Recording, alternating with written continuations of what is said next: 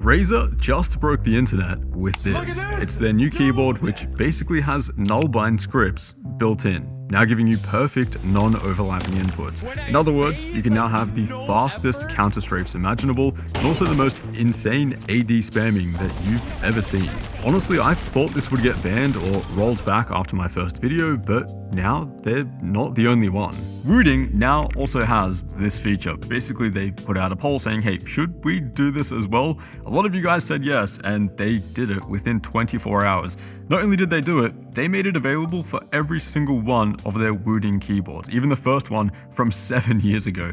I still have pretty mixed feelings about this feature, but I mean, that customer support and product support is just on a different level. So super quick recap of what we're talking about here. This works by always prioritizing your last pressed input between two keys. So if you put it on your A and D key, for example, you will never get an overlapping movement input ever again. Most FPS games really benefit from the precise timing of those A and D strafing inputs if you want the cleanest and fastest movement. But now that skill is no longer required. You can just press one key after the other and always be moving in that last press direction without worrying about any overlap at all. CS in particular, I mean, you can now get perfect counter strafes with absolutely no worrying about the timing at all. You could not write a script or program that could do this faster. It can also be exploited in a way to do the most ridiculous AD spamming that you've ever seen by holding one key and just tapping the other. And Wooting's implementation, which is called SOCD, is mostly the same. At the moment, it's still in beta, which is completely understandable, but yeah, I loaded this onto the Wooting 60, took it for a spin, and after playing on the Razer for the past week, this, for the most part, feels the same. Everything that I was able to do with Razer Snap Tap, the counter strafing with no error at all, the AD spamming, all of that felt identical between these two keyboards, except for one part. It's not a huge deal, but on the Razer, if you press down one direction, then press the other, which activates Snap Tap, Rapid Trigger becomes deactivated for that initial key, which means that you aren't able to get another input on that key until you fully release it. It's a very specific sequence which most people won't run into, which is why I didn't bother mentioning it in that initial video, but it is the main difference between Razer Snap Tap and Wooting's SOCD. Wooting's implementation, on the other hand, is flawless. You're always getting that last pressed input no matter what. It does also have a couple more options like priority of one key over the other, but long story short, if you're playing FPS games, just enable SOCD, last press priority, and then throw that on A and D.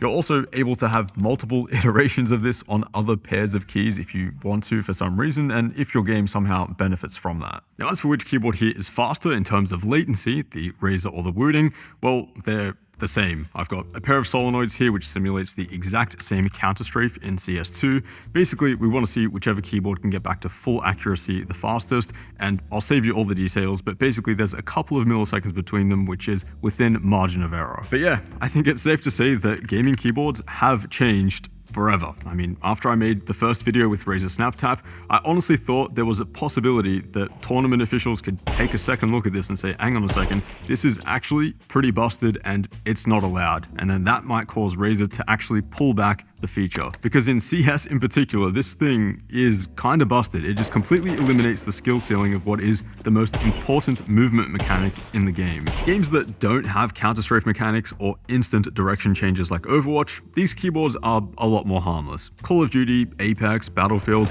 you will see some benefit there since you're no longer overlapping inputs, but yeah, it's nothing like the physics breaking stuff that you can do in Overwatch. So look, if you take these games even somewhat seriously, like you queue ranked and you somewhat care about the outcome, these two keyboards are like the most pay-to-win upgrades that you could ever own. I mean, it's almost not even fair anymore. Rapid Trigger and null binds versus a regular mechanical keyboard, it's like you're playing a different version of the game. Performance-wise, Razer versus Wooting, they're pretty even at this point. Rapid Trigger feels the same on both. They both have per key actuation point adjustment as well. The Wooting though does sound a bit better out of the box. It does have more customization and fine-tuning that you can do, and you never have to install any software as well, which is pretty nice. But back to the big picture, I mean, I don't really see any turning back from here. Rapid Trigger was a little bit different. It was kind of giving you like your true input. I called it almost cheating because of like how much of an advantage it was over a regular switch. This, on the other hand, is overriding existing inputs and masking up errors, taking things that used to be skill like counter strafing and basically automating them. But now that Wooting have done it, and it doesn't look like it's going to get banned in competition, I guess every other keyboard brand should just do this as well.